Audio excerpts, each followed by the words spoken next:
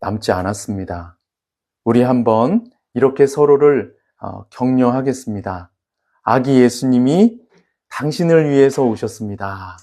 아기 예수님이 당신을 위해서 오셨습니다. 한 번 더 이렇게 서로를 격려하고 도전하면 좋겠습니다. 성탄의 기쁨을 이웃과 나눕시다. 성탄의 기쁨을 이웃과 나눕시다. 아멘.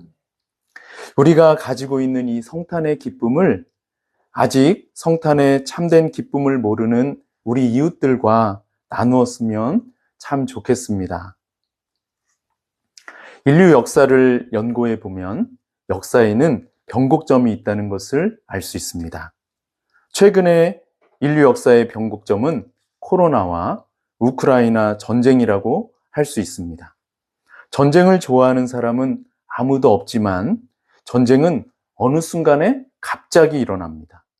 암흑천지였던 중세시대에 종지부를 찍은 종교개혁도 그랬고 세계 제1차 대전도 그랬습니다. 그런데 역사적으로 이렇게 중요한 사건이 아주 작은 일이 계기가 되어서 시작되었다는 것을 여러분은 아십니까? 24세의 아주 젊은 나이에 분자 생물학 박사 학위를 취득했으며 영국의 유명한 신학자인 이 알리스터 맥그라스가 쓴 기독교 그 위험한 사상의 역사를 보면 역사에서 매우 중요한 일들이 아주 작은 사건으로 말미암아 비롯되었다는 이야기를 하고 있습니다. 제1차 세계대전은 1914년 6월 사라예보에서 프란츠 페르디난드 대공이 암살당한 사건으로 말미암아 시작이 되었습니다. 종교개혁은 수도사이자 사제였던 마틴 루터 한 사람의 용기 있는 행동으로 말미암아 시작이 되었습니다. 그러면 어떻게 이런 대변혁적인 사건이 그렇게 작고 사소한 일로 말미암아 시작이 되는 것일까요? 그 답은 사건 자체에 있기보다는 그 사건이 포함된 더 큰 맥락 속에 있다.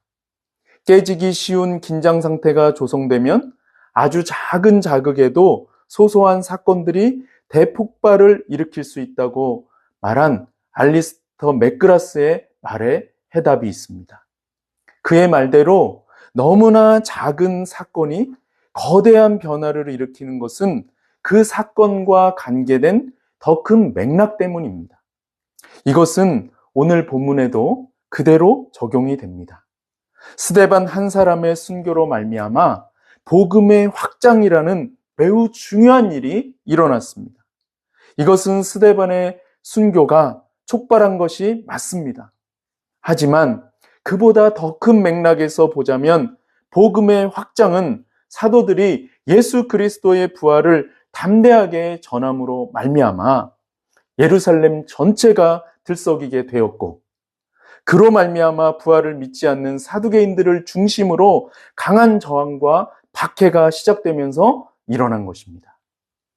스데반은 7명의 집사 중에 한 사람에 불과했고 이 당시 교회에는 스데반 말고도 훌륭한 지도자들이 정말 많이 있었습니다.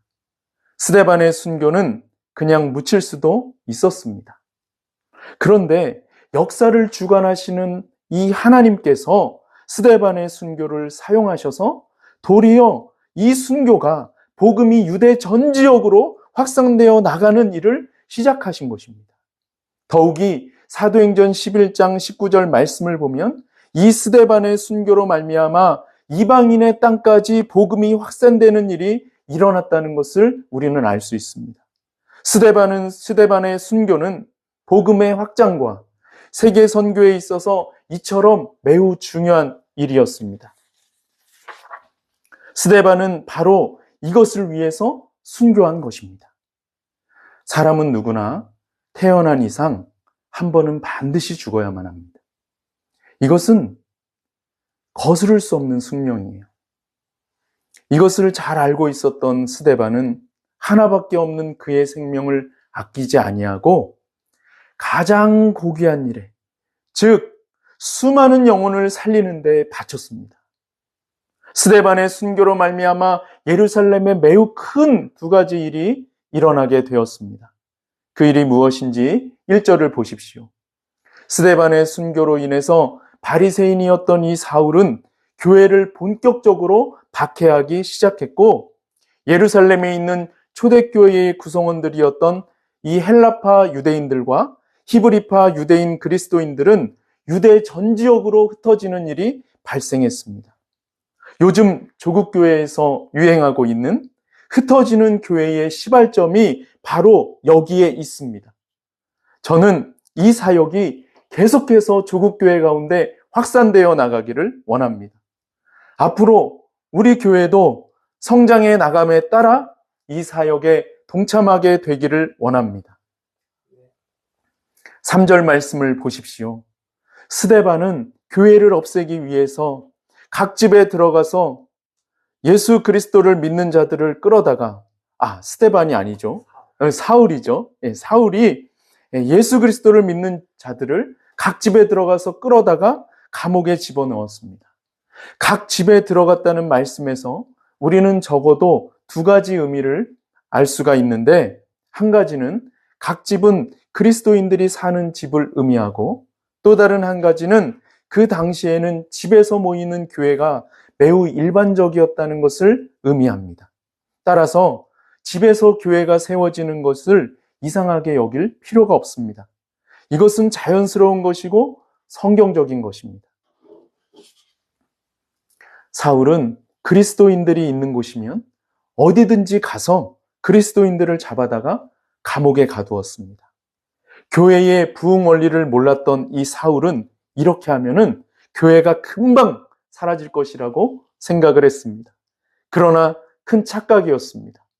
박해하면 박해할수록 오히려 교회는 점점 더 부흥했습니다. 그래서 2세기 북아프리카에서 사역을 했던 터툴리아누스는 그리스도인들의 피는 교회 성장의 씨였다라는 말을 한 것입니다. 교회는 박해를 하지 않아도 부흥하지만 박해를 받으면 받을수록 더욱더 부흥하는 성질이 있습니다. 그 이유는 바로 교회가 신앙하는 하나님께서 살아계시기 때문입니다. 교회가 박해를 받게 되면 성도들은 살아계신 하나님께 간절한 기도를 드리게 되고, 살아계신 하나님은 그들에게 큰 기적을 베푸셔서 그들을 보호하시고 하나님의 말씀으로 그들을 인도하시며 그들의 삶을 거룩하게 정련하심으로 교회의 순결성을 회복시켜 주십니다. 순결을 회복한 교회는 더럽고 어두운 세상에 빛과 소금의 역할을 감당함으로써 교회가 부흥케 되는 것입니다. 이 원리가 오늘 본문 말씀에도 그대로 적용되는 것을 볼 수가 있습니다. 우리 다 함께 4절 말씀을 읽어보겠습니다. 시작. 그 흩어진 사람들이 두루 다니며 복음의 말씀을 전할세. 아멘. 흩어진 유대인들은 유대 지역을 두루두루 돌아다니면서 복음을 전했습니다. 박해가 날로 심해지고 있었기 때문에 사실 이 당시에 공개적으로 복음을 전하는 것은 대단히 위험한 일이었습니다. 하지만 그리스도인들은 위험을 무릅쓰고서라도 나가서 복음을 전하지 않을 수 없었습니다. 왜냐하면 바로 이것이 그들의 정체성이요 사명이었기 때문입니다. 저는 이 모습을 통해서 그리스도인들의 야성을 발견했습니다. 야성이란 자연 또는 본능 그대로의 거친 성질을 말합니다. 그리스도인들의 야성은 교회에서 드러나는 것이 아니라 어두운 세상에서 드러납니다. 제자 훈련에 한 생애를 바치시고 소천하신 옥하는 목사님이 쓴 그리스도인의 자존심이라는 책을 보면은 이런 이야기가 나와요. 한번 들어보세요. 어떤 농부가 이 독수리 새끼를 닭장 속에다가 키웠습니다. 키울 곳이 없으니까 그냥 닭들하고 같이 놓고 키운 거죠. 그랬더니 독수리 새끼가 독수리인지 모르니까 그냥 닭인 줄 알고 닭처럼 행동을 하는 거예요. 고개를 쳐박고 있고 날지도 않고 그냥 닭처럼 모이를 쪼아먹고 이러고 있는 겁니다. 참 기가 찬 농부가 이게 독수리가 맞나 이게 한번 시험을 해보기로 했어요. 그래서 이제 이 독수리를 밖으로 데리고 나아가서 밖에다가 풀어줬습니다. 어떻게 됐을까요? 잠시 앉아서 푸른 하늘과 탁 트인 드넓은 광야를 바라보던 이 독수리가 어느 순간 하늘을 향해서 정말 힘찬 날개짓을 온 힘을 다해서 하는 것입니다. 그렇게 해서 날아가더니 다시는 돌아오지 않았습니다. 바로 이것이 야성이라고 하는 것입니다. 그리스도인들은 세상에 나가서 담대하게 복음을 전할 때 그들의 야성을 확인하게 됩니다. 그리스도인들이 이런 야성을 갖게 될 것은 우리의 대장 되신 예수 그리스도께서 친히 이렇게 사심으로써 우리에게 본을 보여주셨기 때문입니다. 예수님은 고난을 두려워하신 적이 단 한 번도 없었습니다. 예수님은 언제나 고난 앞에서 매우 침착하셨고 평온함을 유지하셨습니다. 억울한 누명을 쓰고 말도 되지 않는 재판을 받으실 때조차 예수님은 평정심을 유지하시면서 침묵으로 일관하셨습니다. 최후에는 참으로 담대하게 십자가에 못 박히셨습니다. 그분이 바로 우리가 신앙하는 예수 그리스도이십니다. 예수 그리스도의 제자들이었던 당시의 그리스도인들도 예수님을 본받아 이런 야성을 가지고 있었습니다. 그들은 박해의 위험에도 불구하고 예루살렘 이외의 지역으로 나가서 예수님이 이 세상에 오신 이유와 예수님의 삶과 사역, 그리고 예수님이 하신 말씀들을 증거했습니다. 그리고 십자가에 못 박히신 예수 그리스도와 부활하신 예수 그리스도에 대해서 담대하게 그리고 당당하게 외쳤습니다. 이 당시에 복음을 전하는 사람들은 복음의 불덩어리들이었어요. 지금 우리에게도 이런 야성이 필요합니다. 모든 그리스도인들은 세상에 나아가서 담대하게 복음을 전해야 할 사명을 받은 자들이기 때문에 그렇습니다. 우리는 세상에 나가서 담대하게 복음을 전해야만 합니다. 세상이 복음을 환영해 줄 때, 복음을 전하려고 한다면 아마 영원히 복음을 전할 수 없을 거예요. 우리가 살고 있는 이 세상이 복음을 환영해 준 적은 단 한 번도 없습니다. 세상이 복음을 환영해 줄 때는 언제나 복음을 이용해서 자신들의 야욕을 달성하려고 할 때뿐이었어요. 인류 역사에 그것은 자세히 나와 있습니다.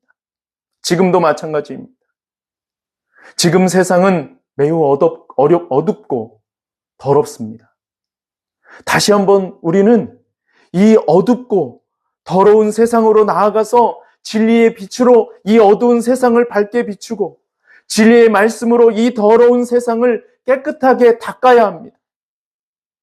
우리 모두 그리스도인의 야성을 회복하고 세상으로 가서 이 사명을 담대하게 그리고 당당하게 감당합시다. 흩어진 유대인들 가운데 빌립 집사님이 있었습니다. 빌립 집사님이 한 복음전도 사역을 살펴보는 것은 우리가 야성을 회복하고 용기를 얻는데 큰 도움이 될 것입니다. 우리 다 함께 5절과 6절의 말씀을 같이 한번 읽어보겠습니다. 시작. 빌립이 사마리아 성에 내려가 그리스도를 백성에게 전파하니 무리가 빌립의 말도 듣고 행하는 표적도 보고 한 마음으로 그가 하는 말을 따르더라. 아멘. 복음의 불덩어리였던 이 빌립은 생명력이 넘치는 복음을 들고 사마리아 성으로 갔습니다. 그런데 여러분, 이 사마리아 성이 어떤 곳인지 아십니까? 이 당시 사마리아 지명은 세바스테였습니다. 세바스테는 기원전 30년에 헤롯에 의해서 본격적으로 재건된 도시입니다. 헤롯은 이 사마리아를 로마풍으로 재현을 하고 그 당시에 황제였던 아우구스투스의 헬라식 이름인 세바스테라고 명명을 했습니다.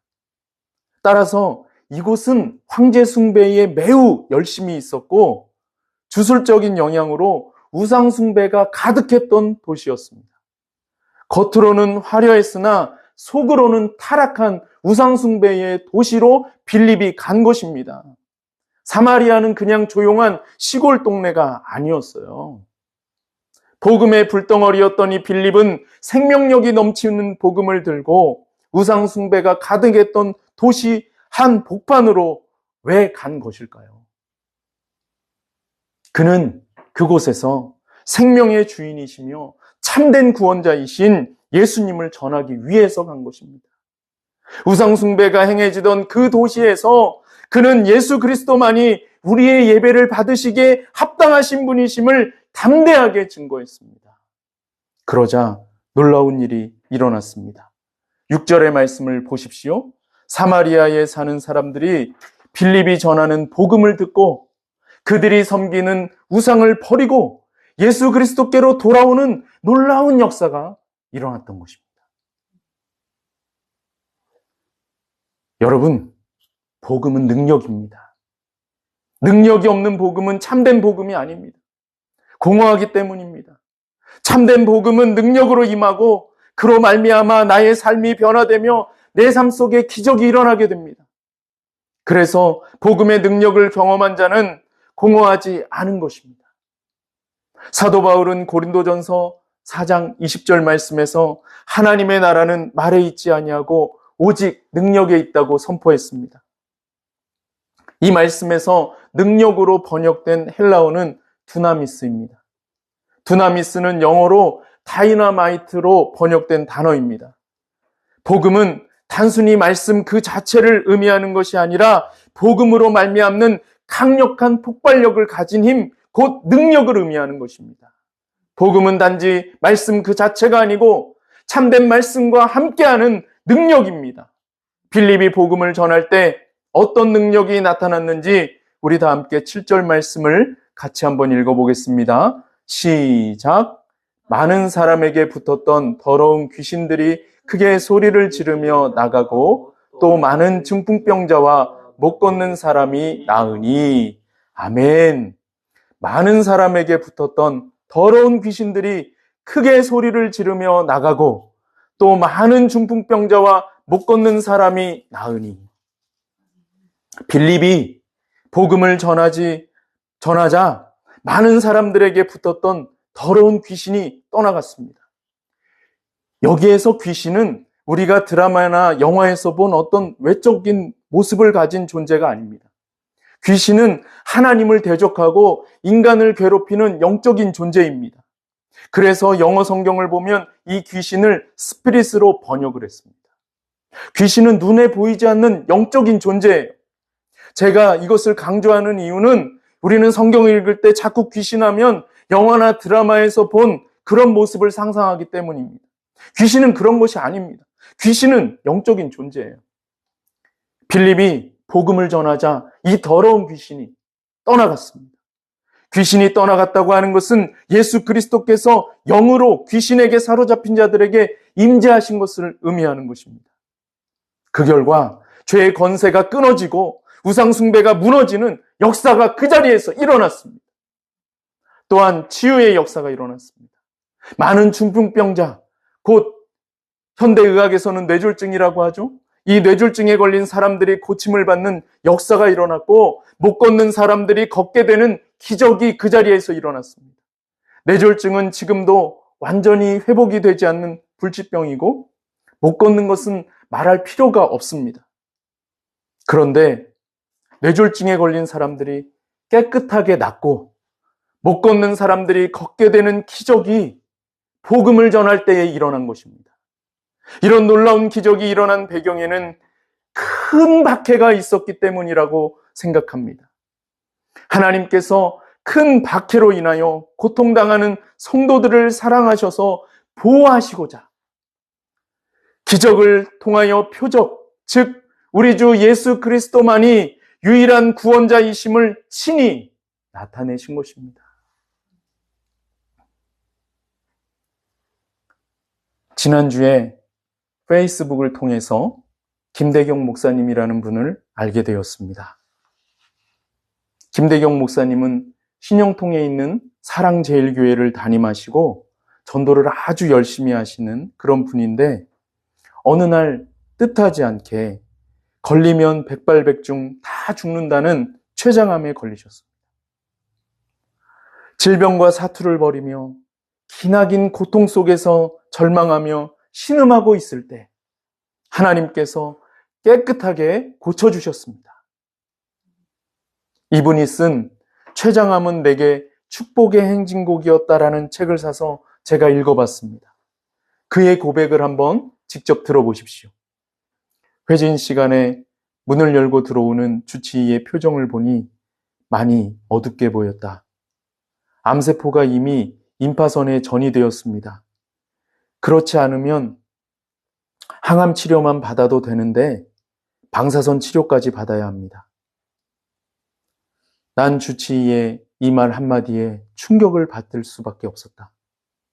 비교적 초기 췌장암이라서 수술을 받기만 하면 별 문제가 없이 회복될 줄 알았는데 이게 웬일이란 말인가.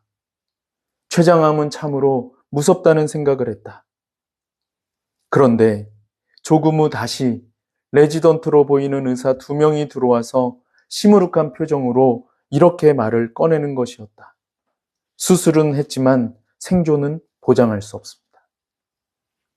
퇴원을 하기 전 방사선 치료실로 내려갔다. 의사는 매일 한 번씩 36번의 방사선 치료를 받으라고 했다. 그때 내가 살던 집은 기흥 삼성반도체 부근 신영통에 위치하고 있었기 때문에 아픈 몸을 이끌고 서울에 있는 병원으로 통원 치료하러 다니기가 그리 쉽지만은 않았다. 결국 어차피 생존 가능성이 많지 않은데 고생스런 방사선 치료는 포기하기로 결정했다. 그러던 중 내가 고용량 비타민C 링거 주사를 맞고 있었던 판교 사랑의 병원의 외과 의사가 이를 알고 자신의 수술 경험을 살려 아주 특별한 방법으로 진물이 관을 통해 흘러나오도록 치료를 해주셨다. 놀랍게도 그때부터 진물이 마르기 시작했고 수술 부위가 아물어갔다. 수술 부위가 아물고 드디어 4차에 걸쳐 12번의 항암 치료가 결정되었다. 매주 한 번씩 3번을 받고 한 주 쉬는 방식이었다. 그런데 항암 치료에 들어가기 전 간호사의 이 한마디가 뼛속 깊이 파고들었다. 항암 치료를 받아도 췌장암에는 별로 효과가 없습니다. 얼마나 힘든 건지 아시겠죠? 난 병원에 갈 때마다 진료 대기실 의자에 앉아 긴장하며 차례를 기다리지 않고 예배당으로 가서 기도부터 했다. 얼마나 간절한 기도였겠는가. 내 육신은 중병으로 인해 지쳐 있었지만 예배당에서의 기도를 통해 밀려오는 불안감을 많이 해소할 수 있었다.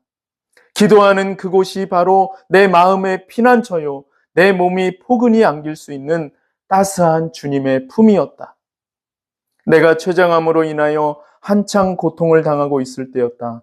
갑자기 오래전 우리 교회에서 부교육자로 사명을 감당했던 안종찬 목사님 부부의 방문을 받았다.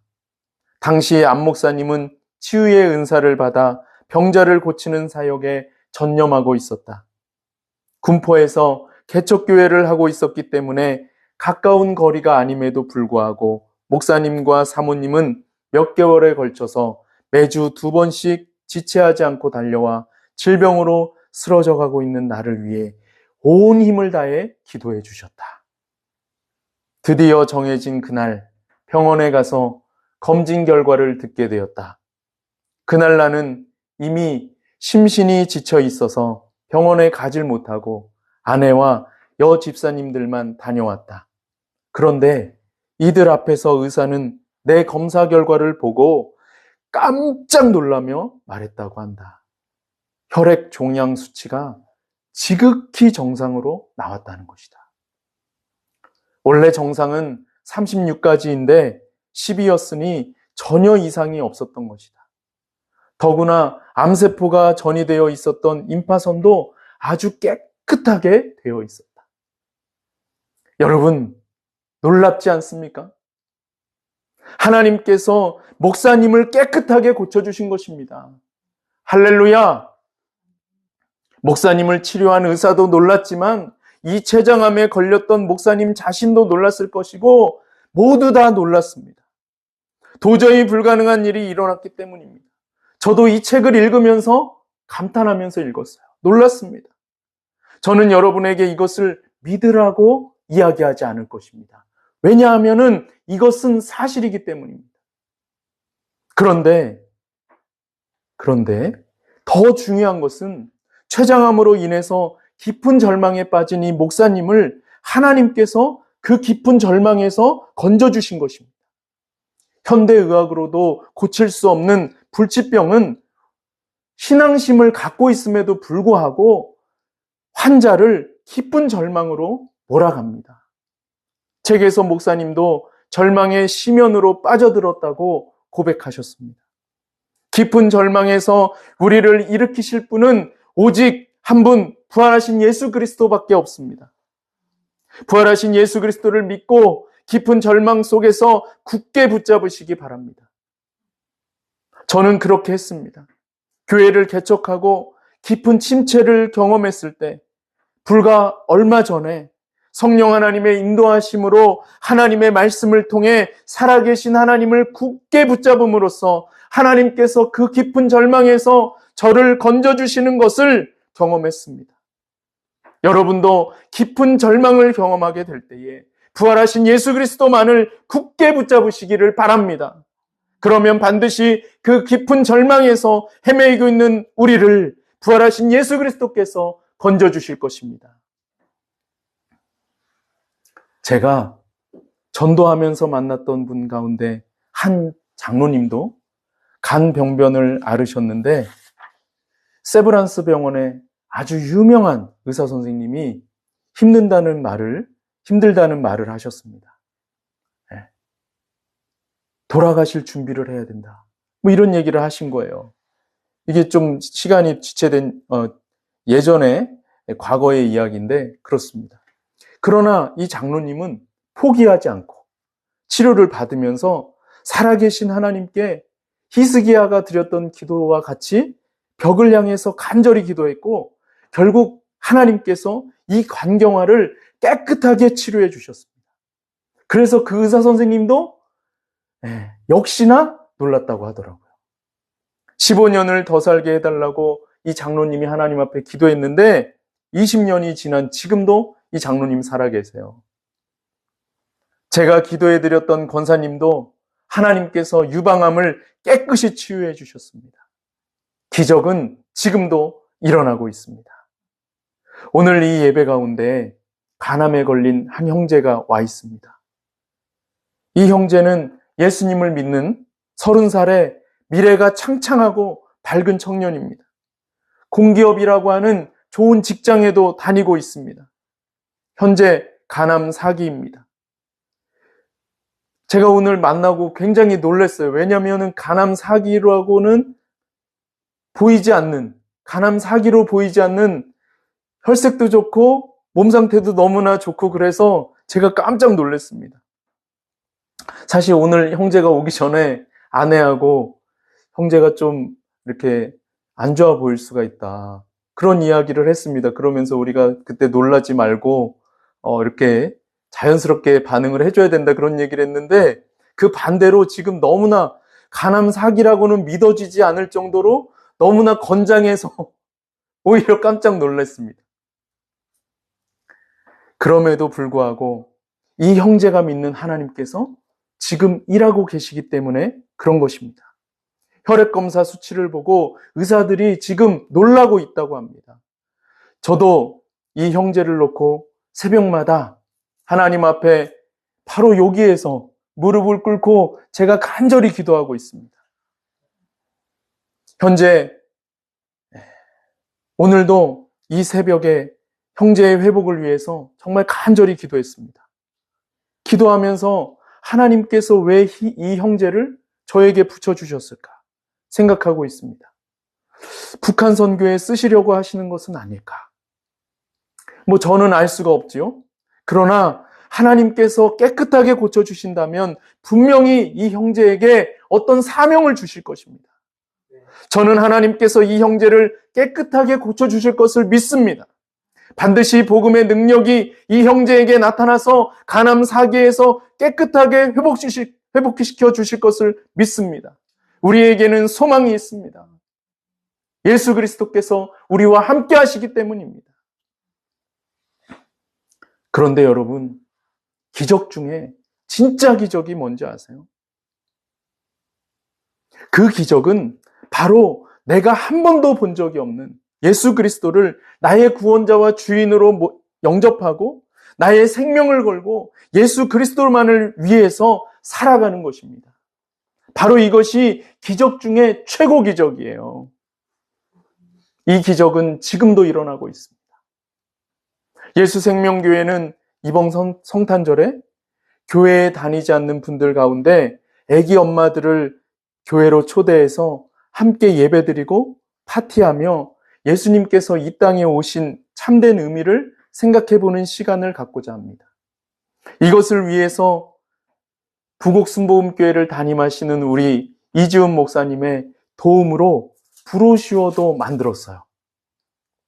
이 따끈따끈한 브로슈어를 제가 그동안 잘 간직하고 있다가 안 나눠드리다가 지난 19일 목요일부터 이제 드디어 나누어드리기 시작했습니다. 어제까지 30분에게 초대장을 나누어드렸어요. 어떤 분들이 오실지 아직 잘 모르겠습니다. 오늘을 포함해서 이제 딱 3일 남았습니다. 그리고 초대장은 50장이 남아 있습니다. 단순히 초대장을 뿌리는 것이 목적이 아니고 성탄절 이후에 계속될 전도를 생각할 때 이 가운데 25장만 더 나누어 드려도 저는 성공이라고 생각합니다. 왜냐하면 이것을 통해서 관계를 맺을 수 있기 때문입니다. 성탄절에 6가정이 오는 것을 놓고 간절히 기도하고 있는데 하나님께서 이 성탄절에 몇 가정이나 보내주실지 정말 기대가 됩니다. 이 설교를 들으시는 분들 가운데 아직 교회에 나가지 않으시거나 예수님은 믿고 있지만 교회에 오랫동안 나가지 않은 분이 계시다면 성탄절 오전 11시에 예수생명교회로 오십시오. 함께 예배드리고 파티하면서 예수님께서 이 세상에 오신 참된 의미를 생각해보는 시간을 가지셨으면 좋겠습니다. 예수생명교회는 불신자 아기 엄마들을 전도하고 있습니다. 기존 성도들의 경우에는 서울에 있는 교회에 다니는 분들을 제외하고는 전도하지 않습니다. 대신에 그런 분들을 만나면 신앙생활 하시는 것을 격려해드리고 따뜻하게 인사를 해드립니다.